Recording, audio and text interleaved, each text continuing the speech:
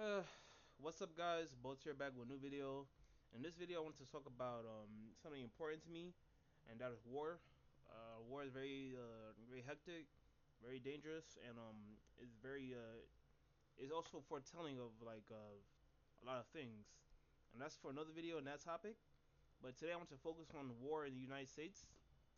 Very simple. We can look up war in the United States right now, and we get a wave of different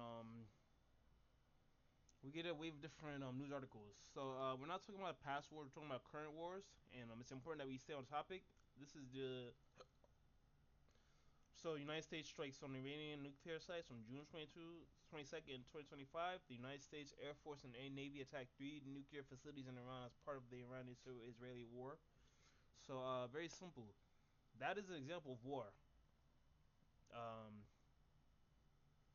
this right here. So if you're not in tune, if you're not in the news with this is war going on right now in foreign land, and it's the United States agreeing, I think, to war with Iran. That would be a take that you can have. Very simple. War is very dangerous, and I can use the internet, but I can also use my own experiences. I've never been on it. I'm not in the military. Never been in the military. Never have dreams of aspiration of being in the military. Very dangerous to have those dreams and aspirations, and there's multiple reasons why.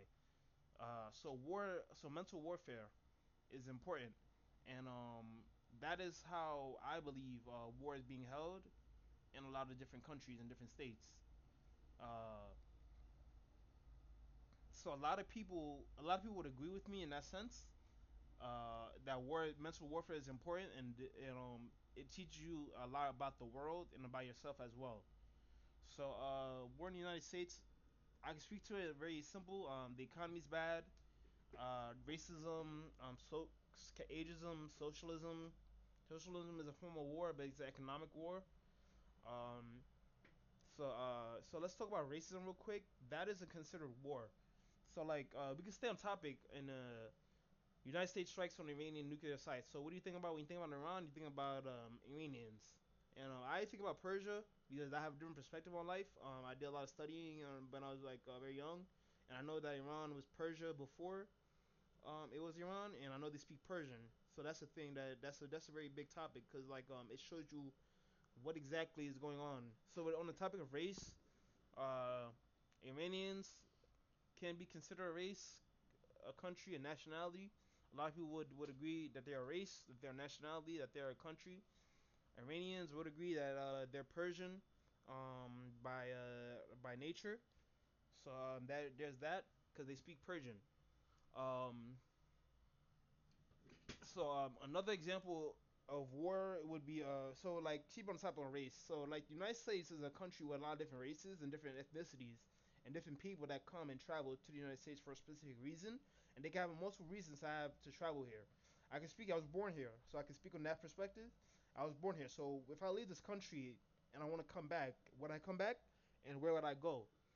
I wouldn't want to, in my current state, I wouldn't want to come back if I left the country because of war.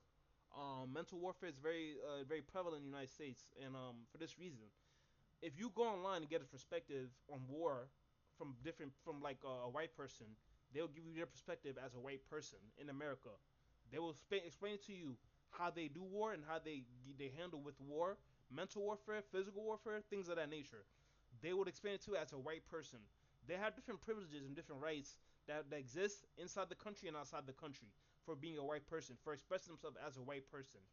So, for instance, in the country, they have certain rights and privileges that we don't have. That's not clear. So, when I say we, I mean people of colors. That could be black people, Asian people, Latino people. So, a white person has a different perspective on life because of the simple fact that they're white. They go into a courtroom and they have they have a different outlook on themselves. The judge may agree with them more versus me. So, for instance, if I went to a courtroom as a black man and I represent myself with a lawyer, um, that is very important. I would need a lawyer. A white person would need a lawyer too, but it's very important that we stay on topic. When I say I'm a black man, I'm making the context of the United States of America only because of what I experienced in my life. So, United States of America, a black man goes into a courtroom. What do we hear? We go back to history. different laws and regulations for when they go to the courtroom. They get locked up easily. They get locked up more and easily, and it's easier for them to get locked up because of racism. A white person can go in, have the same experiences as that black person, meaning like whatever you think about the black person is important. So let's say that he is from the hood, he's ghetto, he does stuff like yell, scream, smoke, drink, do all types of things in the hood, and when he leaves the hood, as a black person, he still acts that same manner because of how he was raised versus a white person. A white person can do the same thing, be ghetto, be hood, be like I'm a gangster, I'm this, I'm that, and dirt, and they'll give you a perspective on what they believe or how they view themselves in that light. So a white gangster versus a black gangster is very different in very different time periods, and that is why it's important that we make that distinction. A white person can be a white person can go to war as a white person and then come back and still be a white person. Very important distinction to make. When I mean by come back, they can do mental warfare. They can go outside, talk shit about people, yell at people, call them the N word, call them a beaner, call them a spick, call them a chink, call them this, that, and the third. And they'll get different response from people outside and offline and online, and versus a black person. So if I go outside as a black man and I say he's a beaner, he's the N word, he's a spick, he's a chink. Um, that would be my experience as a black person. Um, yeah, yeah, that's correct, right? So like, if I do that, it will be different experience than a white person doing it in the context of the United States of America. Even outside the United States of America, this can be prevalent and possible as well. But staying on topic in this country about the politics in this country, very messy, very hectic. Um, it's not very clear like what exactly is going on in this country. When you're outside the country and you're inside the country, you don't know what the hell is going on. I can speak to that because I know exactly what I experienced that. When I want to do work like stream or like go outside and get an actual job, a different job like working as a bartender. I still have to do a race we're using race as a medium of war. Race I still deal with racism and race when I'm going to get a job application, when I'm applying to a job application, when I'm going in person. If I apply online right now to a job as a bartender, I would not get that job. Simply put, because of there could be many reasons why. One reason would be race. They would look at my profile on LinkedIn and they probably would not accept me. So that could be another reason why I won't get a job. Another reason for race that I won't get a job is because of the way that I look. They will look at my YouTube channel and they may hire me. They may not hire me because they don't want to deal with office politics and like politics, my brain or like my perspective on life, interfering with their lives as well. So that could be another reason. Um, uh, so like, how does this tie back to race? I get simple part. Race is a form of war and warfare. You bring up race in contexts in different contexts and different conversations, then you have to deal with people that agree that you should be in the context of that race. So if we have a debate right now on certain people, so like for instance, if I go outside the country, I want to travel to different countries. I want to travel to France. I want to travel to Japan. I want to travel to China. I want to travel to Africa, any country in Africa. I want to travel in Europe, any country in Europe. I mentioned France, but I'll be down to travel any country in Europe, South America, North America. Very important distinction to make. In this current state right now, I do not want to live in the United States of America because of war. We have to deal with bullshit all the time. We have to deal with politicians that don't understand that we, as a people, are hurting as an individual, as an individual as well, but as a collective too. You go online, you get hate. You get hate. You go offline, you get hate. That would be my experience that I can bring up to. That I have to deal with hate online and offline. I have to deal with people trying to fight me and argue with me and start issues with me for a specific reason. They have their own reasons. I don't really care. That's not the point of this video. The point of the video is to stay on topic and speak about war.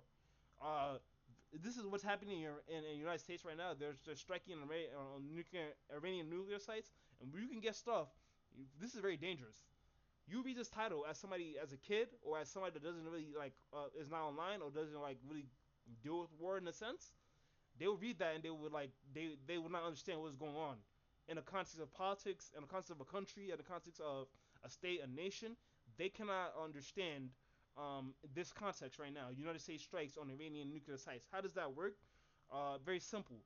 If I never been online, if I never had to deal with war, if I'm just living in my own household, if I live with my family, if I live in like a shack, if I live by myself, I don't have to do my war, my specific war, which is like being alive, staying alive, and making sure that I'm mentally fit and mentally capable of defending myself and taking care of myself.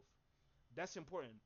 Yes, it's important that we stay on topic of war because of and race, because of that's very important. If I'm a white person and I'm speaking to you in this manner, you probably would agree with me more versus me being a black person. And I make that distinction very clear. I look like a black person, so I represent black people when I'm online and offline. That would be my life. Um, so a very important distinction to make. A white person, I'm using the context of United States of America, so like a white people would agree. They say like they're white people, uh, then they have to deal with white people business, white people issues, white people problems. That's me right now. Hmm. Important distinction to make. I had issues earlier about this topic. I was asking people. I asked my good friend John, can how the, like what YouTube video I should make, and a lot of times I'm on news, I'm offline looking at the news, things like that. Very simple to make give my get my own perspective on things. I want to speak to people about these topics, not only about war, but this interests me because it's history right now. Let's wait until like 5 years and see if this is still active. If it's not, then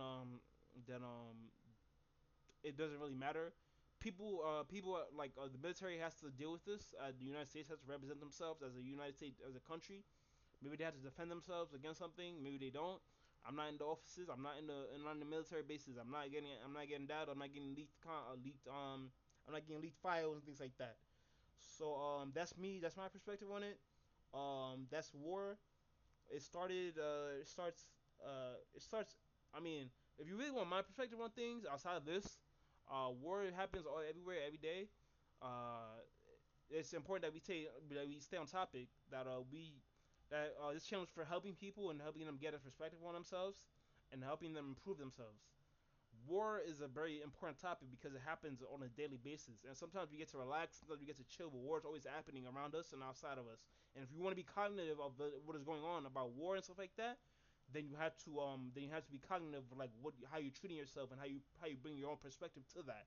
So for instance, I will not go outside and start a conversation with a white person, a black person, a Latino person, an Asian person about war. We will talk about different things, things that they interest them and interest me, so I can make connections with them and make be my friend. That's simple. If I want to make a friend outside the United States of America, inside the United States of America, you don't want to leave the conversation about something that's very sensitive like war or politics, because then you got a different perspective on the person you're speaking on. Maybe they want to leave. Maybe they don't want to talk about politics. Maybe they just want to play video games. Maybe they want to make videos. Maybe they want to make memes. Maybe they want to chill and just like have a good time. So that's me, my perspective right now. I'm done with this video. I was pissed off when I made this video, very pissed off because of what happened earlier and how I have to deal with bullshit all day and every day. This is just my perspective right now at this date. Yeah, I'm still upset. I have to deal with other stuff offline and online. So this is a video for war. This is the start of the channel. We continue with this. We can continue with this method, if you would like. Um, and then I have to deal with other things too. So that's war right now. That's this video, a simple video about war, and my perspective on it. So thank you again. We mentioned stuff that you could that if you watch the video you'll get it. So thank you again, and sure.